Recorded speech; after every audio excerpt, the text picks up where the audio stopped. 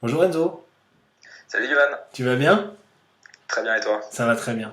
Donc Enzo, tu es Product Manager à Number 26 ou N26, comment tu préfères qu'on dise? Alors maintenant il faut dire N26, hein. N26, ok. Exactement. Est-ce que tu peux nous présenter ce que c'est que N26, ce que ça fait, à qui ça s'adresse, combien d'utilisateurs vous avez, comment ils sont localisés dans le monde, etc. Ok, alors N26 c'est un compte en banque mobile first, donc ça veut dire que on est vraiment une banque dans la poche des gens, de la même manière qu'un Uber était une approche complètement mobile first du marché des taxis. C'est-à-dire qu'on a décidé vraiment de venir innover comme ça sur le marché bancaire par l'expérience mobile. Et donc voilà, l'idée c'est vraiment de donner ce qu'on appelle un compte fully fledged, donc c'est-à-dire un IBAN, un BIC, une carte bancaire à nos utilisateurs. Ok. Ça c'est le produit de base. Et aujourd'hui on arrive un peu dans la diversification de nos produits, dont on va pouvoir reparler. Mais grosso modo ça veut dire que en plus d'être juste c'est un peu ce concept de banque qui fait le minimum, on veut vraiment devenir la banque euh, qui fait absolument tout ce qu'une banque traditionnelle fait, le crédit, l'investissement, Sans les travers, l'épargne, j'imagine. etc. Comment? Sans les travers d'une banque. Exactement, sans être à travers d'une banque, c'est toujours le risque. Et il y a des articles assez marrants d'ailleurs qui disent N26 veut innover le marché bancaire et à chaque fois c'est un produit traditionnel, le crédit, l'épargne, etc. Et c'est marrant de voir qu'en fait on fait jamais que ce que les gens ont déjà fait, mais c'est marrant, c'est un truc dont on pourra discuter, mais en fait en product, les problèmes des gens ne changent pas si tu veux. C'est un grand concept du product management, c'est qu'on dit que les problèmes des gens en fait ne changent pas, mais c'est les solutions qui changent. Euh, je lisais récemment dans Get a Job Done de Intercom, qui est un très bon e-book.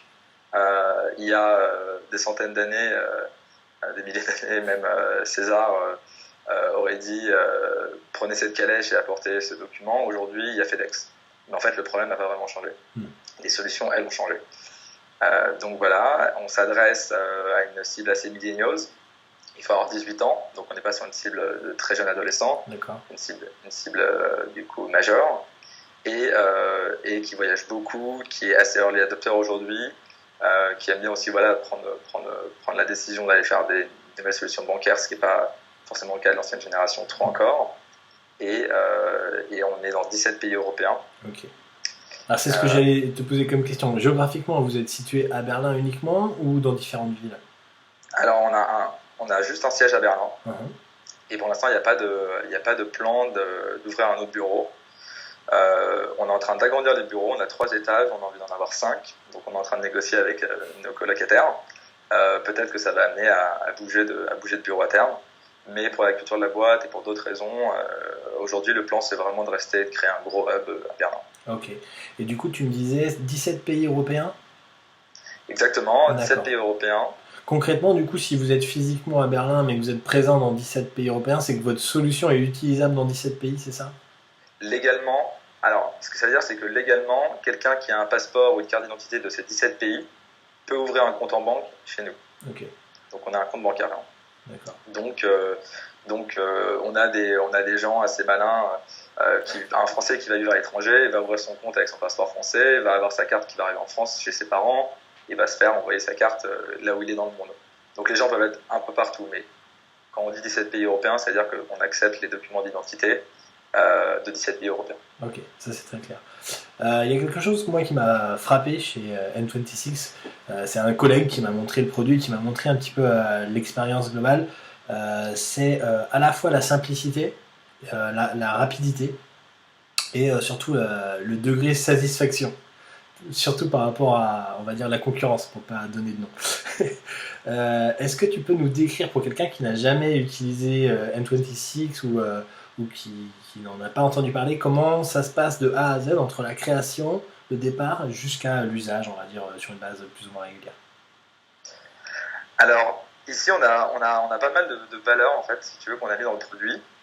Et il y en a une, c'est un framework qui est, comme tu dis, la satisfaction. En fait, on a une pyramide à 3 étages et on dit que quelque chose, une feature chez nous, de manière générale, doit être fonctionnelle. Ensuite, elle doit bien marcher, elle ne doit pas bugger. Et ensuite, le haut de la pyramide, on dit qu'elle doit être enjoyable. Donc ça veut dire qu'en fait, on ne va jamais sortir une feature à moins qu'elle ne soit enjoyable. Typiquement, je vais pouvoir te parler de l'onboarding, puisque c'est plutôt cette partie-là dont tu parles. La manière dont il a été construit, ça a été construit pendant des semaines, des mois, comment on peut faire en sorte qu'en fait les gens s'inscrivent chez nous. Et en fait, la feature n'est jamais sortie tant que c'était pas vraiment quelque chose que les gens allaient adorer et partager au bouche à oreille. Donc chez nous, comment ça commence? Tu télécharges l'application, soit tu vas sur le site internet. Et notre promesse aujourd'hui, c'est qu'en 8 minutes, tu peux ouvrir ton compte. Donc ça veut dire remplir tes informations. Donc ça passe par un sign-up hyper sympa avec des icônes, etc. Plein de petits détails en fait qui font que l'expérience est vraiment sympa. Et ensuite, tu as ce qu'on appelle un KYC, qui est en fait vraiment cette étape obligatoire où tu dois aller dans une banque traditionnelle normalement, et qu'en fait un conseiller doit constater ton identité de visu. Ça, c'est des lois européennes qui disent que quelqu'un est obligé de constater ton identité. Et nous, la manière dont on a disrupté ça, entre guillemets, je fais toujours attention quand j'utilise le mot disrupter, c'est qu'en fait, on a fait un partenariat avec un provider qui s'appelle ID Now, et qui nous permet vraiment de faire ça à travers la caméra du téléphone. Ok. Donc concrètement, je lance le processus, je vois quelqu'un qui me voit, je lui montre mon passeport, il me dit ouais, c'est bien toi. Ouais. C'est à peu près comme ça. Il vérifie, tu bouges le passeport, il vérifie qu'il y a bien un hologramme, etc. Il vérifie que tu étais bien quelqu'un qui parle. Le protocole IDNA est assez sécurisé pour pas que tu fasses du mapping sur ton visage avec un logiciel, etc. Donc il screenshot 2-3 choses. Exactement. Je suis fiché chez IDNow. Exactement, tu es fiché. Eux font d'ailleurs, passent ta validation, ou au contraire peuvent nous reporter que tu es quelqu'un qui a tenté une fraude. Ouais, d'accord. Ils mettent ça dans leur endpoint, on récupère la data et tu continues dans notre flow. Ok, et je retourne sur votre produit, entre guillemets. Tu retournes dans notre produit. Que j'ai pas vraiment quitté, c'est transparent, on est d'accord? Exactement, à aucun moment, on pourra en reparler, nous le business model de N26 c'est de faire beaucoup d'intégration de partenaires. À aucun moment, si tu veux, il y a de friction. C'est-à-dire que tout se fait dans notre application. Le call ID s'ouvre, tu as le watermark qui montre que c'est notre partenaire. Quand ça se referme, tu as continué dans le flow, tu n'as même pas vu que tu étais sorti de l'application. Okay. Et donc voilà, et ensuite on a des systèmes assez faciles d'authentification forte. Les gens perdent leur téléphone, en fait, ce qui va être une sécurité quand ils veulent faire un retrait, quand ils veulent confirmer un paiement à un NIO, etc. Et définissent leur code en fait, de transaction qui va être leur code envoyer de l'argent.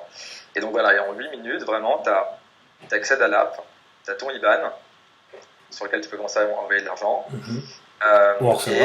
Et ta carte arrive entre 3 et 5 jours. Ok, 3 et 5 jours pour avoir la carte. Donc 8 minutes pour le sign-up, 3 et 5 jours pour la carte. Une fois que j'ai la carte, je peux faire des paiements, on va dire, traditionnels, avec un code PIN, etc. Exactement. Et là, ce qui a été, je dirais, un peu magique, même si maintenant vous êtes en train de rendre la chose presque normale, c'est le côté j'ai une confirmation sur mon téléphone qui me dit que j'ai payé X euros à la seconde où j'ai fini de taper mon code PIN sur le TPE du commerçant. Exactement. Et donc voilà, tu as tout ce système avec la carte qui est en fait rendu possible que si tu construis vraiment une expérience from scratch comme on le fait. En fait, des providers comme Mastercard, etc., ont toujours eu un peu cette information. Et c'était qu'une question en fait, d'aller innover, d'aller se brancher correctement. Et donc, on peut en fait, récupérer des datas assez importantes, à savoir quand la transaction a lieu. Et à partir de ça, construire une expérience qu'on trouve pertinente. Okay. Et donc, il y a effectivement cette push notification que nos utilisateurs adorent, qui en fait les alerte à chaque transaction. Et qui est aussi très importante quand tu veux faire de la sécurité. Alors, tu sais en temps réel quand ta carte est utilisée ailleurs, par exemple. Alors déjà, effectivement, c'est un des aspects auxquels je ne pensais pas, mais tout simplement le fait de, contrairement à d'autres banques, de pouvoir faire un virement et d'avoir, on va dire, une confirmation que ça y est, il est effectif, il a été fait, entre guillemets, au moment où tu l'as effectué, c'est super satisfaisant parce qu'aujourd'hui, sur des banques plus traditionnelles, on le fait et puis des fois il faut plusieurs heures, voire jours pour déjà confirmer un nouvel IBAN, etc. Ensuite, une fois qu'il est fait, l'argent vole un petit peu dans la nature, etc. On ne sait pas vraiment ce qui s'est passé, ni où il est, ni à quoi il sert, est-ce qu'ils sont en train de jouer à Wall Street avec ou pas. Et là, non. Chez vous, finalement, tout de suite, l'argent est arrivé sur l'autre et tout est clair et transparent. Et ça, c'est super satisfaisant. Exactement. C'est le genre de petits détails pour lesquels on se bat. À chaque fois qu'on négocie un nouveau partenaire, ou quand on a travaillé quand on a décidé de bosser avec Mastercard dès le début, ça a été vraiment en fait, ces petits terrains où on n'a jamais lâché, quoi. C'est ces petits domaines où vraiment on va pousser, on va voir jusqu'à où est-ce qu'on peut faire de l'intégration avant même de choisir le partenaire avec lequel on va travailler. Parce qu'on sait que c'est ces petits détails-là qui font faire la différence pour nos utilisateurs. Ok. Bon, ça nous donne une bonne image de ce que vous faites. Vous êtes combien aujourd'hui à N26? Alors on est 180 environ. Je pourrais pas dire un chiffre précis. On n'a pas un board dans la cuisine avec une matrix. Et du coup, comment sont divisées à peu près les équipes? Comment sont répartis les métiers, les gens? Alors on a une très grosse team product. Du coup, je travaille. Très grosse team par rapport au reste de la boîte. En pourcentage, on est à peu près 60 en product. Donc c'est un tiers de la boîte quand même. Sachant que tu comptes à peu près 50 personnes, 40-50 personnes pour le customer support. Il n'en reste plus que ça fait 100, il n'en reste plus que 80 dans les autres départements. Okay. Et donc là, il y a la lutte anti-fraude, il y a des gens qui sont à la compta, des fonctions transverses un peu plus tradies, des RH, des choses comme ça. Exactement, il y a une quinzaine de personnes en RH, on a la banque, du coup maintenant on a notre licence bancaire, donc on a des banquiers. Des banquiers. Mais qui n'ont pas de costume, des banquiers d'ailleurs. Et on a un gros pôle marketing qui s'occupe essentiellement du site web. On a des business développeurs, des opérationnels qui sont très importants aussi, les RH comme tu l'as dit, une grosse fonction support IT qui est essentiellement en charge de la sécurité. D'accord. Donc tu nous disais 17 pays européens. En termes d'utilisateurs, on parle de combien? Est-ce que c'est quelque chose sur lequel tu peux communiquer? Alors, oui et non. Je pourrais pas te dire combien d'utilisateurs actifs on a par exemple. D'accord. Mais on a plusieurs centaines de milliers d'utilisateurs. Ok, bon, ça nous donne une bonne idée, c'est bien. Voilà. Et ce qui est assez intéressant, peut-être, je peux évoquer ça maintenant, c'est qu'on n'a pas du tout les métriques qu'ont les apps habituelles. D'accord. On ne parle pas de daily active user chez N26, on ne parle pas de monthly active user chez N26. C'est des métriques qui pour nous n'ont pas vraiment de sens, dans le sens où lorsque quelqu'un ouvre un compte bancaire, soit il drop assez rapidement, il a essayé et puis voilà, ça a éclaté et puis il a mis la carte dans un tiroir, soit au contraire il est un utilisateur très très très actif, mais du coup la notion d'actif ne veut pas dire grand chose. Du coup on les a plus répartis par est-ce que c'est des gens qui reçoivent leur salaire, est-ce que c'est des gens qui payent leurs factures régulièrement, est-ce que c'est des gens qui s'en servent juste pour quand ils vont à l'étranger, pas avoir de frais, parce qu'on a des très très bons partenaires sur les fixed markup. On a distingué plusieurs types d'utilisateurs, mais tous ces utilisateurs sont actifs en fait d'une certaine manière. Donc c'est aussi la force de N26, c'est qu'on construit là où des startups vont d'abord dire on va prendre la verticale. Par exemple, on a un produit chez N26 qui s'appelle Moneybeam, qui est en fait un produit où tu permets d'échanger de l'argent entre les gens. En France, il y a Lydia, Pumpkin, il y a beaucoup d'agents spécialisés sur cette verticale. Et en fait, nous, on fait vraiment un pari qui est inverse, qui est de partir d'un compte, dire c'est assez engageant, même si ça prend que 8 minutes d'ouvrir un compte chez nous, c'est quand même assez engageant. Les gens n'ont pas forcément envie de changer de compte bancaire. En revanche, quand ils sont chez nous, ils sont actifs. Ils sont très souvent actifs. Et du coup, ils vont utiliser toutes ces fonctions entre eux. Là où il y a le pari inverse d'un Lydia, etc., qui va plutôt dire on va faire de la growth, absolument. On va grossir très rapidement en faisant un produit très viral. À côté de ça, ils vont avoir beaucoup plus de mal à se diversifier de cette verticale de peer-to-peer. Ok. Est-ce que tu peux nous parler de toi maintenant, Enzo, nous décrire un petit peu ton parcours, à la fois pro et académique, ce que tu as fait auparavant, les gens que tu as rencontrés et on va dire les événements marquant par rapport au fait d'être product manager aujourd'hui à N26? Ouais, avec plaisir. J'ai pas trop envie de revenir sur les études parce que je trouve qu'en France on en fait toute une caisse et c'est vrai que c'est quelque chose dont je suis pas tout à fait fan. Mais je vais dire juste les domaines. J'ai fait de la finance en fait, j'ai fait un master de finance. Ouais. Et donc là c'est vraiment à ce moment-là que j'ai compris que j'adorais bosser avec des chiffres. Grosso modo. Okay. Ensuite, j'ai bossé en finance. J'ai bossé en tant que trader. Et je suis parti faire un master de management dans une école de commerce. Et en fait, là, j'ai rencontré un garçon qui en fait est devenu mon co-founder et avec qui je montais une startup. Ok. Et c'était vraiment mes premiers pas dans le milieu startup et dans le milieu product. Et donc, on a monté cette boîte qu'on a fermée 1 an et demi après. D'accord. Et en fait, cet enchaînement de background de finance qui m'a donné vachement envie de bosser et beaucoup de passion pour bosser avec les chiffres, mais qui m'a pas forcément donné envie de rester dans cette culture de la banque de marché. Et ce milieu, si tu veux, très entrepreneur, où vraiment tu résous un problème pour un utilisateur, ce mix m'a fait comprendre que le métier de product était en fait quelque chose que je voulais essayer. Et donc voilà, ça fait 9 mois que je fais ce métier maintenant, et c'est quelque chose que j'adore, au point que je viens en parler. Je vais en parler pour essayer de prêcher un peu la bonne parole. Ok. Et du coup, juste pour savoir, pour nous donner un petit peu de contexte, qu'est-ce que faisait la boîte que tu avais fait avec ton cofondateur? Alors c'était un SaaS, B2B. Ok. Donc là maintenant je suis sur une app et c'est en B2C, donc c'est quand même assez éloigné. Et en fait on faisait du marketing sensoriel, donc du marketing des sens, les odeurs, l'ouïe, etc. Mais version SaaS. Ok. Donc le but c'était de réduire les coûts et d'améliorer le ROI des utilisateurs qui étaient en fait des retailers. Donc pas mal de chiffres aussi, pas mal de stats.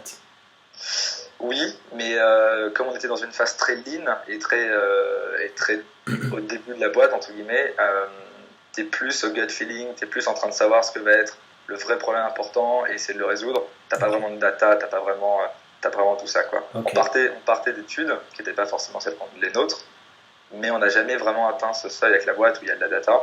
Ce qui est le cas chez N26, où t'as vraiment beaucoup de data qui filtre. Mais ce qui n'est pas forcément le cas quand tu es tout petit et surtout quand tu es en B2B où souvent tu as beaucoup moins de clients. On est d'accord, surtout au début. Enfin, logiquement. Du coup, ça nous donne quand même une bonne idée de ton parcours et d'où tu viens et un petit peu de l'environnement dans lequel tu baignais avant. Maintenant, on va parler d'un petit peu comment vous travaillez à N26. Comme tu l'as décrit, il y a un gros pôle produit. Déjà, est-ce qu'il y a plusieurs petites équipes au sein de ce pôle produit ou non, c'est une seule et même grosse équipe? Quelle est la répartition, on va dire, fonctionnelle, technique, on va dire définition produit, stratégie, développement, éventuellement design, des choses comme ça? Est-ce que tu peux nous décrire un petit peu la composition des équipes? Ok. Alors, on est une équipe produit, mais on sait jamais, effectivement, on se réunit jamais à 60 dans une salle. C'est jamais arrivé. En fait, nous, comment ça marche chez N26, on marche un peu comme par squad, souvent ce que les gens appellent des squads, même si c'est un mot qu'on n'utilise pas du tout en interne, étrangement. Assez proche de ce que fait Spotify. Okay. Je ne sais pas si tu avais déjà lu là-dessus. Je pense que c'est un modèle qui a aspiré pas mal de boîtes. Donc en fait, on marche par équipe de 8 maximum. Okay. Et dans cette équipe, il y a un designer, plusieurs back-end développeurs, parce qu'on est très lourd en termes de back-end, on est une banque, des front-end développeurs, iOS, Android, web, on a une web application, et le product manager, le QA et le coach agile. Okay. Effectivement. Voilà. Et dans back-end, tu inclus les ops aussi ou non? Les ops font partie d'une partie à part? Alors historiquement, chez nous, les ops ne sont pas dans la team product, d'accord, okay. Ni les bizdev. Sur certains sujets, par exemple, on a lancé notre produit de crédit il y a quelques semaines. Sur certains projets, on a mis un business développeur dans la team. Okay. Parce qu'en fait, quand chez nous, on bosse en intégrant des partenaires, en fait, ce qu'on dit, c'est que pour développer un crédit N26, ça prendrait des mois, voire des années. Il y a des banques qui le font beaucoup mieux que nous. Okay. On va avoir un partenaire et on va dire, voilà, on va t'intégrer, on va t'apporter de nouveaux utilisateurs. Et inversement, tu vas partager ton savoir et toute ton infrastructure avec nous. Et en fait, ça veut dire que c'est très lourd en termes de... Les engagements qu'on a avec le partenaire sont très lourds. Et du coup, les engagements business sont très lourds et très importants, très déterminants. À partir de ce qu'on a défini en termes de business, on peut définir le scope et les specs du produit. Et donc, dans ces cas-là, on va mettre vraiment un bizdev dans l'équipe produit. Ça arrive en crédit. C'est pas une norme, c'est-à-dire que mon équipe aujourd'hui n'en a pas, par exemple, mais c'est quelque chose qui se fait de manière assez aléatoire, ouais. Okay. Donc c'est notamment dans le cadre d'intégration de partenaires et quand il y a une grosse dimension business. Exactement. Okay. Exactement. Sinon, en général, comment intervient le business chez nous? Si tu prends un Kanban géant prenons un Kanban géant qui n'est pas intra à une équipe, mais qui est inter-équipe. si tu veux, le début de ton Kanban, ça va être la team business et ops qui va définir dans quelle un peu direction on peut bosser, avec qui on peut bosser. Et une fois qu'ils font vraiment une décision, ça avance dans le pipe et ça vraiment arrive aux équipes produits. Donc en général, c'est plus un waterfall où eux font quelque chose et nous ensuite ça rentre dans les équipes produits.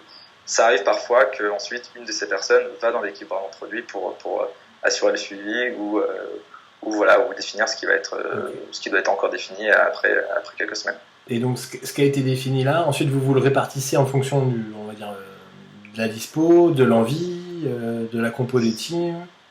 Alors ça c'est le travail du head of product. D'accord.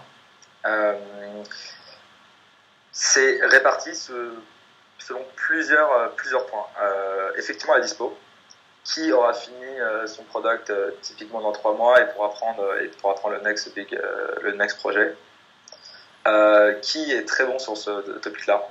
Par exemple, on a un PM qui est particulièrement bon sur les problématiques d'A40. Il connaît très bien nos intégrations avec tous nos systèmes de booking, donc tous les systèmes légaux en fait, qui permettent de reporter aux régulateurs qu'on ait les transactions bancaires que font nos utilisateurs.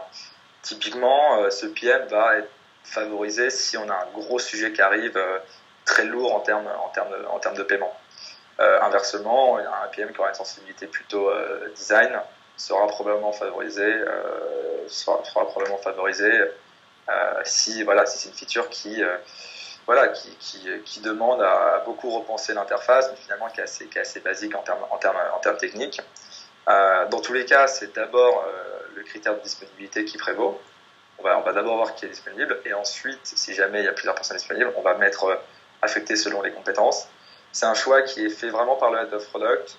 C'est pas vraiment un choix dont on discute tous ensemble, tout simplement parce que voilà, c'est pas ça mènerait pas je pense à grand chose de voir qui veut vraiment faire quoi, qui veut venir piocher quel sujet. Okay. On dit qu'on amont de la roadmap. Mais ensuite, en aval, c'est plutôt distribué. Ok, donc du coup, si je résume, c'est distribué par... chaque équipe s'empare ou on lui confie une fonctionnalité ou un produit ou un sous-produit, c'est ça? Exactement. Okay. Alors, sur les fonctionnalités passées, les product managers sont honneurs. C'est la seule fois qu'on utilise ce mot ici. Ils sont honneurs des sujets dont ils doivent en fait faire la maintenance. Et après, on a un pôle, on a une page en Confluence où chaque product manager est honneur d'un certain nombre de sujets. Typiquement, qu'il y a quelque chose à améliorer ou à fixer, etc. C'est ce product manager-là qu'on va aller voir. Ensuite, il a son projet actuel, 1 ou 2 maximum en général, sur lequel vraiment il avance, il fait ses sprints et vraiment il ship quelque chose de nouveau. Okay. On a un peu cette double vitesse qui fait qu'on doit maintenir d'un côté et en même temps shipper des nouveaux projets de l'autre. D'accord. Et du coup, la constitution du backlog, elle se fait en fonction des retours utilisateurs, des ventes, on va dire des objectifs business que vous avez pu établir avec les uns et les autres, ou sur d'autres critères. Et surtout, est-ce que c'est que le head of product qui l'établit? Est-ce que c'est en accord avec le board, avec toute la team produit? Comment ça se définit un petit peu? Ok, alors on a la chance du coup, comme on est en B2C, on a la chance d'avoir beaucoup de retours terrain, d'ailleurs positifs ou négatifs, mais on a un énorme process de ID management, c'est-à-dire qu'on reçoit plusieurs centaines de mails par semaine d'idées. D'accord. Donc en fait, chez nous, les product managers internes, c'est leur première mission en général, c'est vraiment de filtrer tous ces mails. On a un outil qui s'appelle Conflux qui est assez pratique là-dessus, qui a été monté par un mec qui s'appelle Vincent, un Hollandais très, très sympa avec qui on sync très régulièrement pour justement améliorer le produit. Et voilà, on gère toute cette masse d'idées qui vient vraiment de l'utilisateur final. On en fait des petits clusters et ensuite on essaie vraiment de faire remonter cette information. Donc une fois par mois, ici les PM ont des PM Knowledge Exchange, c'est-à-dire qu'une fois par semaine, un des PM va proposer à d'autres PM une présentation sur un sujet sur lequel il est expert et qui pense que la boîte pourrait profiter. Et une fois par mois, durant ces Knowledge Exchange, on va remonter vraiment les informations, les idées qui ont été envoyées par les gens. L'idée, c'est que ça ne se perd pas. L'idée, c'est que je pense pas dire de bêtises en disant que 95% des startups qui se sont plantées sont des startups qui ont perdu de vue leurs besoins utilisateurs. Et l'idée, c'est que il faut vraiment que cette information elle remonte. Il faut vraiment qu'elle remonte au PM, il faut vraiment qu'elle soit discutée, il faut vraiment qu'elle soit prise en considération. Donc vraiment ce meeting mensuel et vraiment ce moment où on fait en sorte de dire oui, non, peut-être, si oui, qui le prend dans son backlog, sinon, pourquoi, et on n'en reparle plus avant 6 mois, 1 an. Et du ça, coup, c'est les retours utilisateurs. Et du coup, est-ce que ça dépend pas énormément de la capacité de l'équipe support à définir ce qu'est un problème, on va dire, régulier, banal, et le résoudre et apporter le support et faire la distinction avec tiens, ça c'est une idée, ça c'est intéressant, ça c'est récurrent, ça c'est un problème qui grossit. Est-ce que ça repose pas un peu beaucoup là-dessus? Si, mais c'est pour ça qu'on aime bien exprimer plutôt des données crues plutôt qu'un point de vue directement. Ce qu'on va dire, c'est exactement ce que tu viens de dire. C'est une trend qui est en train de grossir. De plus en plus de gens nous demandent Apple Pay. C'était 10 mails il y a 6 mois. Maintenant, c'est 50 mails. Maintenant, c'est 80. On se rend compte qu'Apple Pay est quelque chose qui est de plus en plus demandé. Donc, effectivement, cette trend qui est exprimée par les chiffres va nous faire un peu reconsidérer ça. Okay. De manière générale, comment on va vraiment prendre les décisions, c'est ce que tu as dit de manière très pertinente. C'est un mélange de nos ressources, des implications business. On est assez early stage, on fait aussi parfois des choix plus business. Est-ce que cette feature va nous coûter beaucoup d'argent? Est-ce qu'au contraire, elle va nous en rapporter un peu? Parfois, le business va pousser des idées qu'il trouve plus rentables. Le product va un pushback en disant voilà, mais en fait, il y a peut-être 0,5% de nos utilisateurs qui vont l'utiliser. Est-ce qu'on n'est pas en train de se perdre si on fractionne trop nos utilisateurs? Donc voilà, c'est vraiment des discussions. Là-dessus, les founders ont un mot très important aujourd'hui. On a des founders qui sont très impliqués encore, qui sont tous les jours au bureau, etc. Ce qui n'est pas le cas je pense, de toutes les boîtes, qui ont une vision de product très forte et qui eux aussi vont nous dire un truc comme je reviens d'un voyage, on m'a demandé ça, j'ai vu qu'il y avait ça à New York, c'est génial, pourquoi on l'a pas, etc. Et en fait, ça aussi amène à reconsidérer un peu et à reprioriser les prochaines features à sortir. De manière générale, on a une vision à peu près 1 an. Okay. C'est-à-dire que si tu prends tous nos product managers et leur team, dans chacune de ces teams, la roadmap est définie à 1 an. C'est-à-dire qu'on sait ce qu'on va faire jusqu'à la fin 2017. Même si forcément ça évolue. Ça va évidemment changer. Okay. Ça va évidemment changer, bien sûr. Et du coup, par rapport à la data science, aujourd'hui, c'est incarné par une personne, c'est les PM eux-mêmes qui vont dans les chiffres, qui font des extractions, qui tirent des hypothèses. C'est encore géré d'une autre manière. Comment ça se passe? Parce qu'il y a ce que tu disais par rapport au support c'est une trend et ça grossit et il faut qu'on s'en occupe et du coup, ça vient éventuellement réorganiser les prios dans le backlog.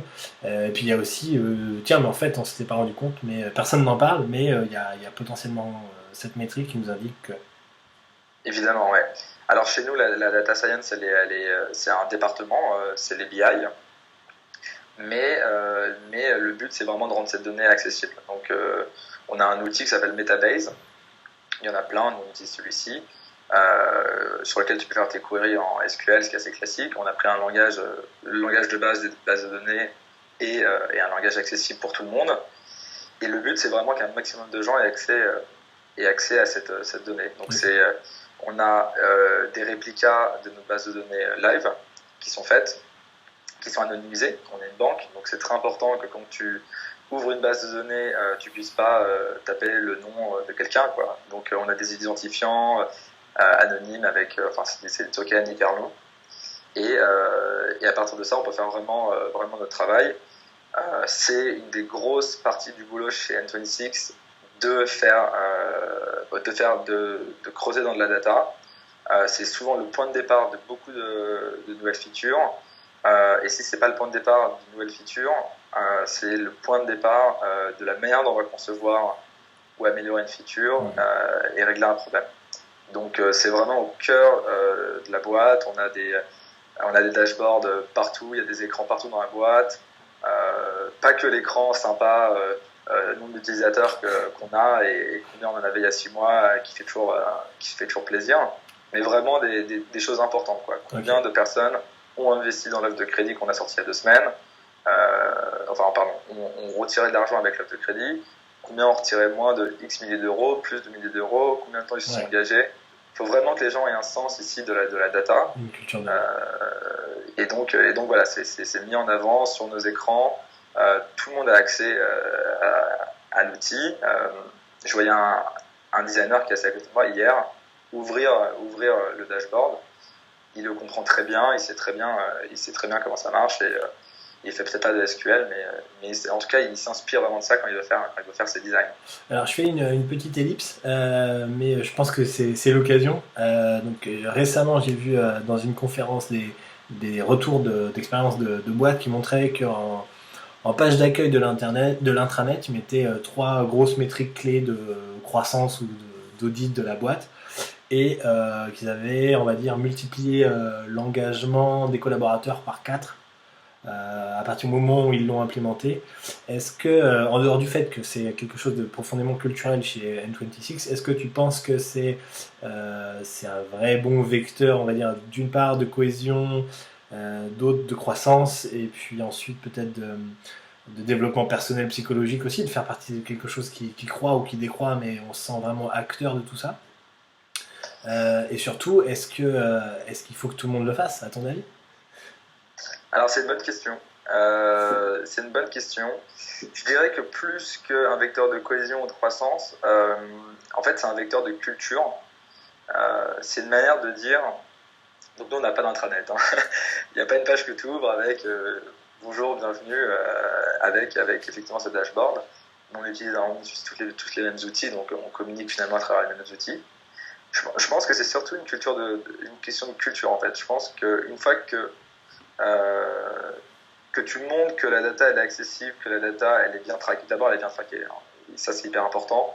Ensuite qu'elle est accessible, qu'elle est compréhensible pour les gens, tu fais en fait en sorte que les gens commencent à l'utiliser. Et en fait dans une conversation, dans un meeting, entre un designer qui va dire à l'autre moi je pense qu'il faudrait mettre cet écran comme ça et cet écran avant celui-là, et l'autre qui te dit attends mais moi j'ai regardé la data, là on a un drop de 20%, et on a fait derrière des interviews qualitatives.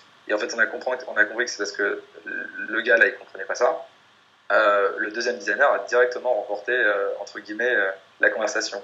Et en fait, en donnant de la data accessible comme ça, tu crées une espèce de course à la data qui fait que les gens vont l'utiliser. Et en fait, tu vas créer un environnement beaucoup plus simple parce que prendre des décisions sur de la data ou partir d'un point qu'est la data pour ensuite comprendre avec du quali éventuellement. Ça va faire prendre une direction plus juste. Okay. Donc voilà, ma réponse, ça serait que au-delà de la cohésion et de la croissance, tu crées vraiment une culture là-dessus. Bon. Du coup, juste pour un récap, donc tout ça est priorisé dans le backlog, donc en fonction des critères qu'on a listés précédemment. Ensuite, avant de partir en prod, j'imagine il y a toute une étape de réflexion, d'essai de trouver une solution, de raisonnement, une réunion potentiellement avec l'équipe feature, et un ensemble de livrables, une préparation de choses, que ça peut être des specs, des maquettes, des tests, une chose ou autre. Est-ce que tu peux nous décrire un petit peu ce passage ? Bien sûr. Alors, encore une fois, ça va dépendre des projets. Si un projet est plus complexe qu'un autre en termes de back-end, qu'il faut revoir surtout des parties de l'architecture, ou des logiques back-end. Ça va commencer souvent par vraiment des réunions des développeurs sur comment vraiment on va commencer à construire ça. Donc ça commence souvent par des grooming des back-end, et ensuite ça va partir en planning. Si je ne me trompe pas, il n'y a pas d'étape intermédiaire. Non, ça va partir en planning. On va prendre au début de nos sprints, donc toutes les 2 semaines ici, un moment où on va tous être ensemble, donc tout le squad dont je te parlais au début, et vraiment on va dire c'est quoi notre estimation du travail. Il y a en fait une étape intermédiaire que j'ai oublié, qui est l'écriture des stories tout simplement. Il y a le grooming qui est en fait estimer un peu comment va marcher le projet. La solution, ouais. Ensuite, il y a vraiment les stories. Ouais. Donc là, c'est l'étape du product. Mon taf, c'est vraiment d'écrire et de couper ça en parties qui vont être finalement être doable pour les développeurs. Et ensuite, la prochaine étape, ça va être vraiment le planning. Et nous, pendant le planning, c'est là qu'on estime comment les développeurs vont subdiviser leurs tasks. Donc c'est aux développeurs de décider comment en fait ils vont subdiviser, créer leur subtasks, etc. Ok, donc c'est eux qui prennent une user et qui la divisent en petits bouts en fait. Exactement. Okay. Et c'est toi qui fixes le nombre de points par user ou par petit bout, ou c'est eux-mêmes qui le disent, ou en fonction d'une grille établie? Alors c'est nous tous, c'est tout le monde en fait. C'est-à-dire que même le designer vote, le QA vote. Donc comment on fait maintenant? On se met dans une salle, il y a le coach agile qui est là, il nous donne un jeu de cartes. Et dessus on a des points, on se concerte pas et chacun met une carte, la retourne et comme ça il y a un système SC5 où on s'influence pas pour voir le point qu'on met, sachant que tout le monde met la note, le QA, le designer, etc. Donc on sait tous grosso modo comment vont travailler les autres, la masse de travail que ça représente pour les autres. Et l'avantage c'est que plus vous travaillez ensemble, plus vous arrivez à avoir quelque chose d'assez proche. J'imagine que vous mettez a priori de plus en plus le même nombre de points par... Exactement. Tu peux avoir 7 personnes dans la pièce, elles vont retourner leur carte et là tout le monde a un 3 et tu dis bon voilà, c'est clair et net, on le connaît. On se connaît. C'est toujours voilà, on sait que tout le monde sait comment ça va marcher, on sait que ça a été fait la dernière fois, on sait qu'on va le refaire très rapidement. Okay. Voilà.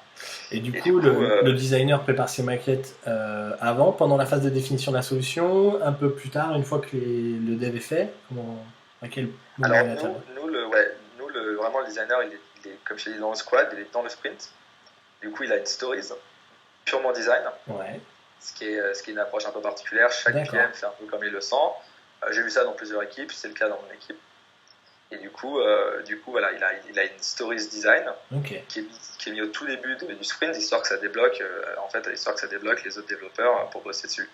Donc généralement, au début du sprint, les équipes qui ont besoin de design commencent à travailler sur quelque chose d'autre, où elles n'ont pas besoin de design. Le designer commence à faire son travail. Et en fait, l'idée derrière ça, chez N26, c'est que le designer doit être agile. C'est-à-dire que le designer doit être très itératif, il doit comprendre aussi, il doit lire un ticket dans Jira, il doit comprendre ce qu'est en fait les contraintes techniques. Est-ce que ça va être une web app? Est-ce que ça va être du native? Est-ce que ça va être le protocole Android ou le protocole iOS? Et vraiment, il va se nourrir de cette richesse technique. Et en fonction, il va pouvoir commencer à faire ses designs. Et aussi, ce qui est très bien, c'est qu'il va aller très rapidement. On va perdre assez peu de temps. Il va itérer de la même manière que le sprint itère, d'une certaine manière. Mais du coup, il itère un petit peu tout seul sur ses maquettes ou il envoie ses premières maquettes, les devs font des retours dessus et puis ça boucle? Ça peut être les deux. Si les devs ont une bonne communication avec le designer, ils vont bosser comme ça en boucle. Donc ça va avancer, le dev va dire mais non, c'est pas possible, etc. On peut faire ça. Parfois l'input est beaucoup plus direct. T'as des designers chez nous qui vont utiliser direct GitHub et qui vont mettre leur asset direct dans le repo. En déjà prédécoupé. Voilà, en faisant une pull request, c'est un développeur qui n'a plus qu'à dire OK. Ou parfois, ça va être le fichier Zeppelin qui va être envoyé au développeur et le développeur va un peu bosser là-dessus. Et du coup, ça varie énormément d'une équipe à l'autre, j'imagine, finalement, ce workflow, les habitudes, les compétences des uns et des autres. Exactement. On dit tout le temps ici people over process. Et les gens sont assez libres, en fait, si tu veux, d'utiliser les outils qu'ils veulent. Du moment qu'ils arrivent à leur résultat. Ouais, du moment qu'ils arrivent à travailler ensemble. D'accord. Voilà. Ok, bon, super. Du coup, tout ça se prépare. Et ensuite, j'allais pas dire que ça part en prod, puisque c'est en même temps un peu de la prod. C'est-à-dire que c'est à la fois la prépa, rédaction du user, etc. Mais vous itérez un petit peu sur les livrables jusqu'au moment où vous développez un peu la solution, etc. Mais à un moment, vous le mettez en production, c'est-à-dire vous le livrez. Est-ce que vous avez... C'est figé au moment du planning, vraiment, c'est figé. Au moment du planning, vraiment, on définit le nombre de points, on définit un engagement avec le head of product sur ce qu'on va livrer. Et donc là, à partir de là, c'est vraiment figé, c'est ce qui va partir en production. Okay. Même si vous êtes un peu plus tôt? C'est-à-dire? Même si vous êtes prêt un petit peu plus tôt? Alors, on n'est jamais vraiment prêt un peu plus tôt parce que les plannings s'enchaînent, donc si tu veux, il n'y a jamais de moment de répit en fait. Donc on va toujours, on va finir nos sprints en général, vraiment les derniers jours, c'est aussi le moment où on termine les quelques points qu'on n'a pas eu le temps de finir. Tout ça est testé, tout ça est shippé, et en fait le dernier jour, soit il y a quelque chose d'autre qui a un peu jumpé dans le pipe parce qu'il y a une autre prio qui est arrivée, soit au contraire on est un peu court sur closer notre sprint. Moi, j'ai re-synqué avec le back-end, j'ai refait des stories pour le prochain sprint. Ouais. Et en fait, on finit le lundi le sprint et le mardi, on est reparti en planning, quoi. Okay. Donc, on n'est jamais en avance. Du coup, pour l'étape de mise en production, est-ce que vous avez un seul niveau, plusieurs niveaux? Est-ce que vous mettez quelque chose en prod uniquement pour une partie des utilisateurs? Ça dépend des features. Comment ça se passe? Alors, on ship très rapidement. L'idée, c'est il faut shipper vite, quitte à faire des erreurs et ensuite améliorer. Donc, ça veut dire qu'en fait, nous, on fait une release toutes les semaines en interne. Donc, on utilise TestFlight sur iOS et on utilise une bêta avec Crashlytics sur Android. Le but, c'est que toutes les semaines, il y ait 180 personnes dans la boîte qui peuvent vraiment faire un feedback sur la dernière application. Donc ça, c'est notre espèce de bêta interne. D'accord. En ce moment, on pense à faire une bêta externe où il y aurait environ 1000 personnes, où ça nous permettrait de répondre à des problèmes comme est-ce qu'il y a un problème finalement quand un utilisateur utilise l'application à l'étranger?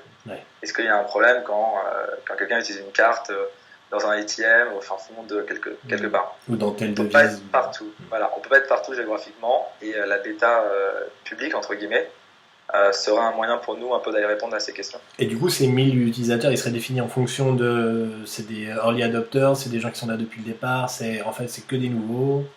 Ça va être... alors, c'est en cours, donc je peux pas tout à fait te répondre, mais ça va être surtout par... je pense que ça va être scindé. En fait, ça va être...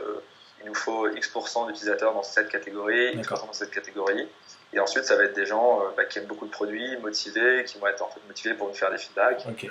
Donc en fait, tout simplement des gens qui sont motivés et qui aiment le produit. Ok, très bien. Est-ce que ça vous arrive de modifier très rapidement quelque chose en regardant un petit peu les métriques ou autre, ou non, et vous vous laissez toujours un minimum de temps pour vraiment savoir si ça atteint vos objectifs, vos KPI? Alors, ça va dépendre des sujets, encore une fois. Si c'est un petit sujet, entre guillemets, on va pouvoir le changer rapidement. On va se dire, qu'est-ce que je vais prendre comme exemple? On a changé le design, on a refait toute la refonte du design juste avant Noël. Là, il y a toutes les pages qui ont été refaites. Si on voit vraiment qu'il y a une perte d'engagement sur une de ces pages, on sait que la feature existait avant, qui a marché, plus ou moins, on a de quoi comparer. On sait que le gros qui est arrivé, c'était cette sur le design. Du coup, voilà, il y a un truc avec le design, on sait. C'est assez rapide de faire des fixes, on va le faire. Ça va être pour entre guillemets les petites choses dont on connaît en plus, dont on a un historique. Sur des nouvelles features qu'on va lancer, typiquement quand on lance Crédit, on donne du temps aux features, on donne un mois et demi avant de vraiment faire les premiers feedbacks. Par exemple, en ce moment, tout le monde a accès au dashboard sur Crédit, tout le monde a vu les metrics. Personne fait voilà, on s'envoie pas un mail en interne en disant salut c'est génial ou t'as vu c'est vachement décevant. Il y aura une réunion dans encore 2-3 semaines je pense où on va faire un point tous ensemble sur où est-ce que ça en est. Pour l'instant le but c'est que ça soit stable, que les gens l'utilisent. Voilà, il faut pas vraiment que ça soit planté, il faut qu'on ait vu quand même qu'il y avait pas mal de gens qui l'utilisaient, mais on va pas over engineer, over think about à propos de ça quoi. Le but c'est d'avancer. Encore une fois, l'équipe qui a fait Crédit est déjà en train d'avancer sur d'autres projets et fait la maintenance, donc comme je t'expliquais tout à l'heure, la maintenance du Crédit, mais elle est déjà en train d'avancer sur autre chose, quoi. Donc l'idée, c'est vraiment toujours d'avancer et c'est une culture qui est très très forte chez N26 et qui est assez impressionnante d'ailleurs, je dois dire. Tu sors pas forcément quelque chose de parfait le premier coup, mais en fait, ça permet vraiment d'avancer vite.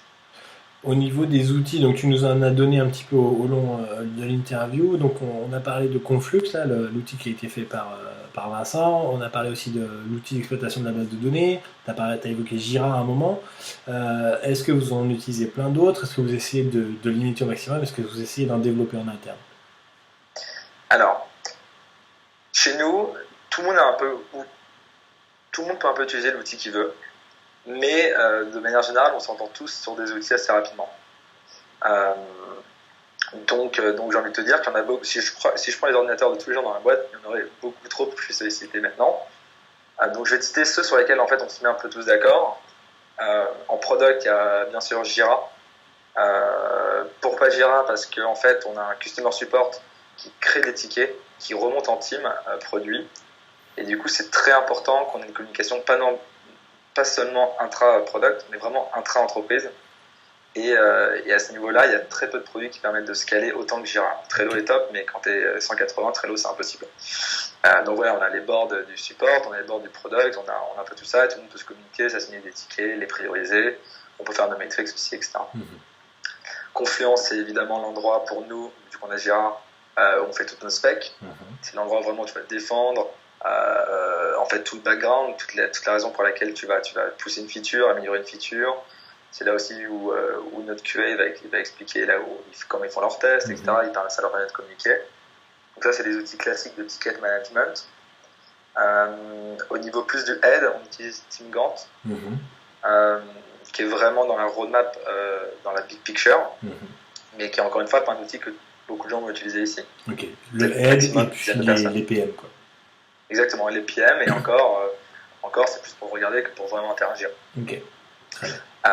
Donc ça, typiquement, c'est les grands outils qu'on utilise pour le product management.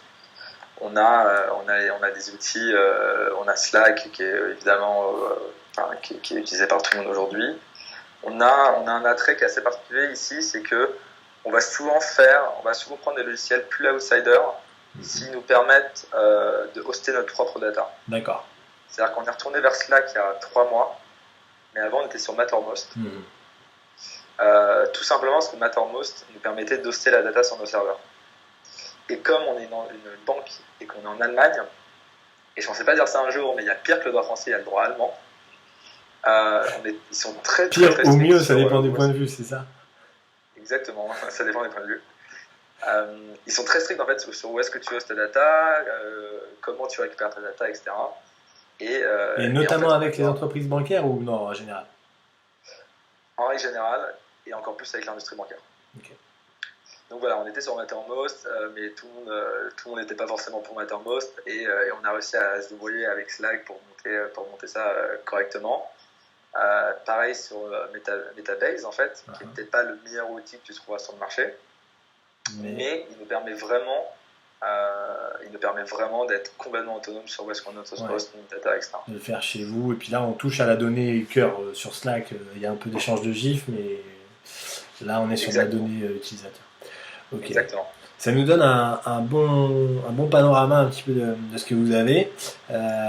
Est-ce que maintenant, toi, par rapport à la fonction produit, donc plutôt product manager à N26, du coup, ça fait combien de temps à peu près que tu travailles à N26?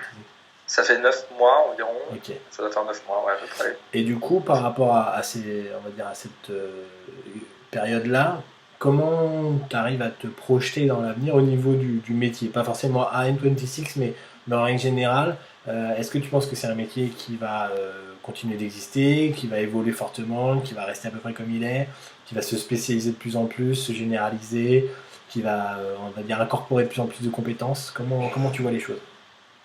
C'est une très bonne question à laquelle je n'ai pas vraiment la réponse. Okay.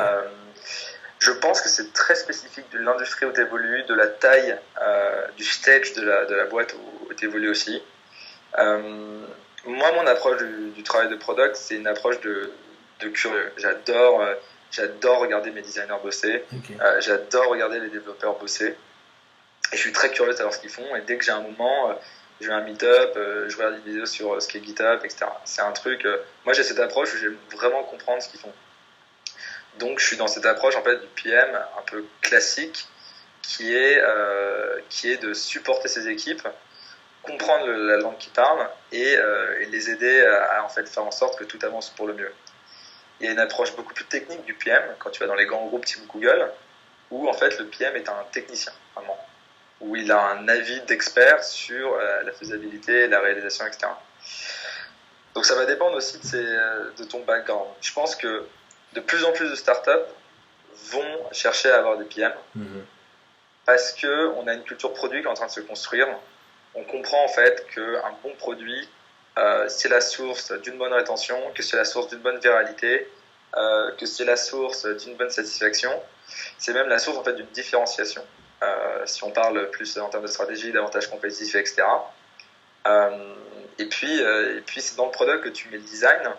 Et le design, on se rend compte aussi que le design, l'innovation par le design, c'est quelque chose en fait d'assez important, notamment pour améliorer la vie des gens, rendre les choses plus simples. Ce qui est une value proposition très forte de N26, de dire en fait, parfois j'ai des amis qui me disent mais qu'est-ce que tu fais chez N26? Je dis voilà, on est une banque mobile first, et ils me disent mais c'est quoi la différence avec une banque en ligne française, Boursorama, etc. Et je leur dis c'est quoi la différence pour toi entre un Uber et une compagnie de taxi? Ils me disent pas grand chose, c'est dans une app. Et je leur dis souvent, mais comment t'expliques que Uber passe des milliards et qu'il s'est raflé tout le marché? Et souvent, les gens me disent, je sais pas, c'est un peu mieux, quoi. Je dis, mais en fait, c'est pas un peu mieux, ça change toute l'approche qu'ont les gens. Et donc, voilà. Et donc, je pense qu'en ce sens, les équipes produits se renforcent. Donc, le métier, je pense, a pas mal d'avenir. Je pense que les boîtes qui n'avaient pas de product vont aller vers des profils un peu comme le mien, où les gens qui ont fait des études business, finance, qui ont une bonne sensibilité de product et qui peuvent un peu faire le tampon entre les gens. Je pense que les grosses boîtes traditionnelles, type Google, etc., vont continuer à chercher les gens qui ont des profils beaucoup plus techniques. Dans les deux sens, je pense que le métier a de l'avenir. Il y a toujours cette question qui est de est-ce qu'on a besoin de PM et de combien on a besoin de PM. Moi, je pense que la première question, elle n'est pas vraie. Je pense que la deuxième l'est. Effectivement, tu n'as pas besoin de 10 PM si tu as 10 features forcément dans une entreprise. Ça dépend de beaucoup de choses. En revanche, avoir une personne qui fait le contact, qui se met d'accord sur ce qu'est deliverable, qui suit en fait la qualité du produit, etc. Ça, c'est pas forcément le travail d'un CPO ou d'un CTO quand la boîte est assez grosse. Et voilà, ça permet de vraiment get things done. Et en ce sens, le travail du PM, pour moi, est important.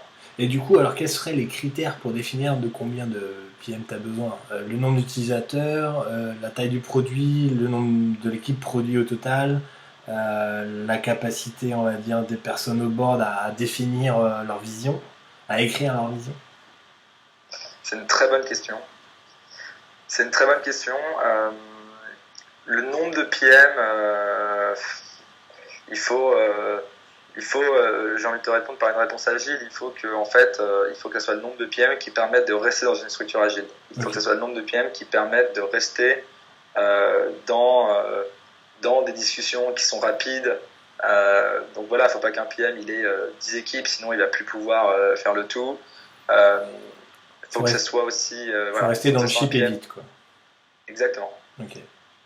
Donc, je dirais, pour moi, ça serait la limite, ça serait à quel moment tu casses l'agilité en fait d'un PM en ayant trop peu ou trop au contraire. Une des premières réactions qu'on voit quand les équipes grossissent, c'est de faire des plus petites équipes, de les splitter en 2 ou en 3 ou 4, etc. J'imagine que quand on va dire en continuant d'avoir ces structures-là, mais en devenant 300, 400, 500 personnes dans une structure, toujours avec des équipes de 8-10 personnes, peut-être qu'à un moment il faut splitter le produit en deux et dire voilà, on a un produit B2B, un produit B2C, un produit petit, grand, moyen. Est-ce que c'est quelque chose que tu vois potentiellement arriver un jour à N26? Ouais, complètement. Ça, on se dirige vers ça. Comme je te disais, on avait par exemple des PM qui sont très bons sur toute la gestion d'account, qui est vraiment comment on se plug en fait, si tu veux, avec tous les systèmes de booking, de régulation, etc. D'accord. Typiquement, le jour où on a beaucoup de features, ce type de profils vont aller vraiment créer cette équipe qui va être vraiment en charge de l'infrastructure. Si tu prends une grosse compagnie encore, pour dire Google, on dit souvent les client-facing teams. Typiquement, quand tu vas être vraiment dans des produits qui vont faire de l'interface, et souvent il va y avoir plutôt des teams plus infrastructure, exactement comme tu viens de le décrire, où tu fais vraiment, tu permets en fait à ces gens de travailler en fait. Et nous on s'y dirige complètement vu qu'on a une banque, on a une infrastructure très lourde qui va cesser d'être de plus en plus lourde vu qu'on va avoir des nouveaux utilisateurs, des nouveaux produits, etc. Et puis surtout, on est sur un marché très régulé où tu peux pas du tout laisser la place au hasard. Ok. Bon, bah ça laisse une note, on va dire, positive pour la fin. Enzo, je te remercie beaucoup pour ton temps, toutes les explications que tu nous as fournies sur N26 et puis un petit peu aussi comment marche le produit parce que moi, pour l'avoir expérimenté, c'est vrai que c'est difficile à décrire à quelqu'un d'autre sans l'avoir vécu. Je trouve que tu l'as bien fait. Je te remercie beaucoup, je te souhaite une excellente journée. Merci. À bientôt. À bientôt. Au revoir. Salut.